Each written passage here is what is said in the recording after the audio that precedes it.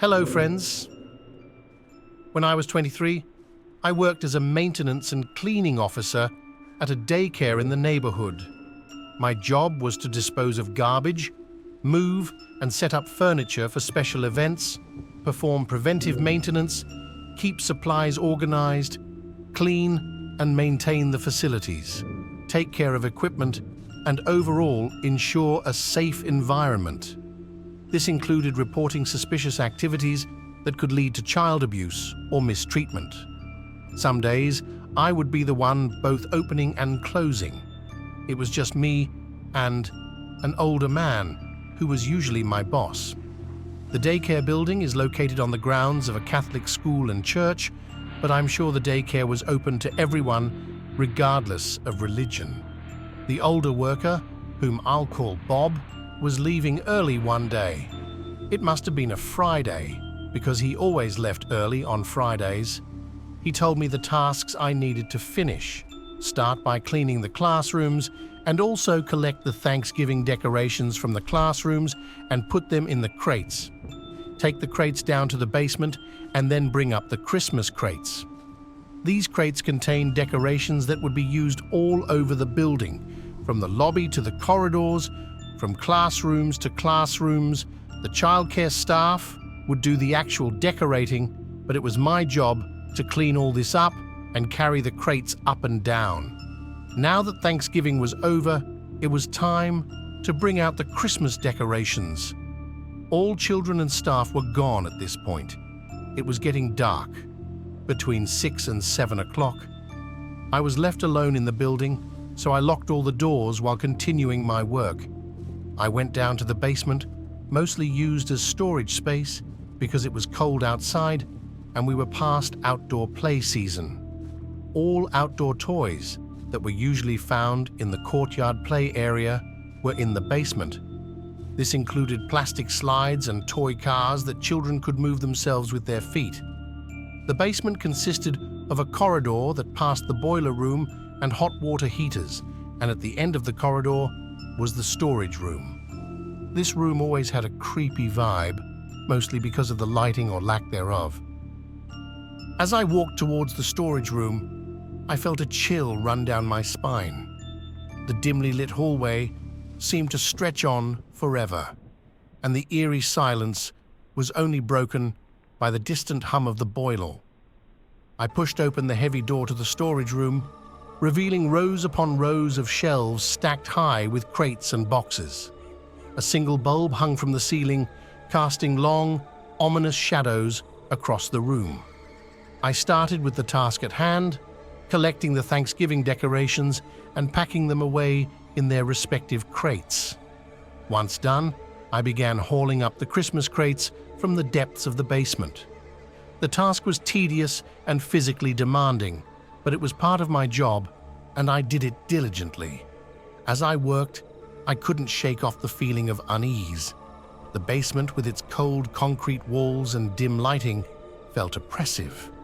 Every sound seemed amplified in the silence, my footsteps echoing off the walls, the creaking of the old wooden shelves. Even my own breathing sounded loud in my ears. Finally, after what felt like hours, I finished my task. As I locked up for the night, I couldn't help but feel relieved to leave the basement behind. Little did I know that this was just the beginning of a series of strange occurrences that would soon turn my routine job into a nightmare. The following weeks were filled with odd happenings. Doors would inexplicably be unlocked when I arrived in the morning, despite me being sure that I had locked them up before leaving. Lights would flicker on and off without any discernible reason. But what scared me most were the sounds: footsteps echoing down empty hallways, whispers in deserted rooms, laughter that seemed to come from nowhere. I tried to brush it off as my imagination playing tricks on me, but the incidents kept escalating. One evening, as I was about to leave, I heard a child's laughter echoing from the basement. I rushed down, thinking a child might have been left behind, but found the room empty. The laughter stopped as soon as I entered the room, leaving me in an unnerving silence. Despite these incidents, I couldn't afford to leave the job. But every day, the sense of dread grew stronger. It was as if the daycare center was hiding a dark secret that it was slowly revealing to me. Every creaking door, every flickering light, every unexplained sound seemed like a message from beyond. And I couldn't shake off the feeling that something or someone was watching me. After incident with the laughter, I began to dread my job, but I couldn't afford to quit. So I continued to show up each day, my nerves fraying a little more with each passing hour. The strange occurrences continued. Doors would open and close on their own, lights would flicker inexplicably, and the whispers and laughter seemed to grow louder. One evening, as I was packing away the last of the Christmas decorations, I heard a soft thud from the back of the storage room. I froze, my heart pounding in my chest. The room was dimly lit by a single bulb, and the back of the room was shrouded in shadows. Swallowing my fear, I picked up a flashlight and ventured towards the source of the sound. As I moved deeper into the room, the temperature seemed to drop. A chill ran down my spine as I swept the flashlight around the room. The beam of light fell upon an old wooden dollhouse that had been tucked away in a corner. It was covered in dust, clearly forgotten and unused for years. As I approached it, I noticed something strange. One of the tiny wooden dolls was lying on the floor beside the dollhouse. It looked as if it had fallen or been thrown out of it. As I bent down to pick it up, a sudden cold gust of wind blew through the room, causing me to shiver. Just then, I heard a child's giggle from behind me. My blood ran cold, and I whipped around, but there was nothing there. The room was empty, except for me and the forgotten toys.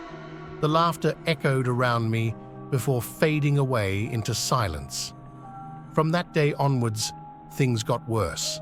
The strange occurrences became more frequent and more intense. There were times when I would hear children's voices calling my name from empty rooms. One night, as I was locking up, I saw a small figure running down the hallway in my peripheral vision. But when I turned to look, there was nothing there. Despite the fear and unease, I continued with my job. But the daycare was no longer just a building to me. It felt alive, haunted by unseen entities that seemed to take pleasure in my fear. The once familiar rooms and hallways now felt alien and hostile. In the end, I couldn't take it anymore. The final straw came one night when I was alone in the building. As I was about to leave, I heard a child's voice clearly say, "Don't go."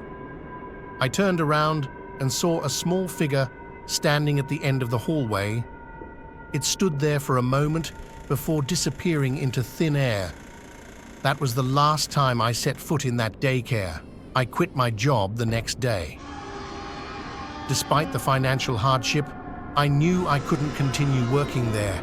The experience has stayed with me, a chilling reminder that some things are better left undisturbed. We would be happy if you leave your suggestions in the comments, and do not forget to like and subscribe.